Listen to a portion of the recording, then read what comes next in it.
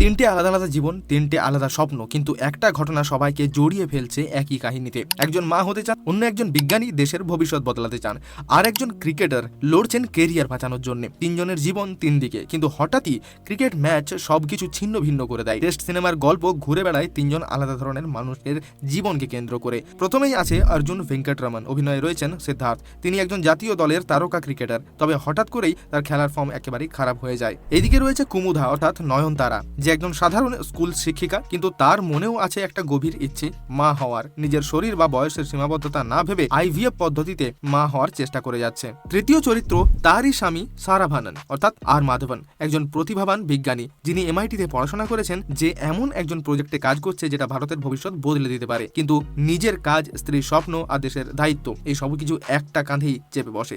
তখন সেই সিনেমার মধ্যে কি মোড় আসে এবং এর ক্লাইম্যাক্সটা এতটাই দুর্দান্ত যেটা দেখলে আপনি চমকে যাবেন। সিনেমার নাম টেস্ট।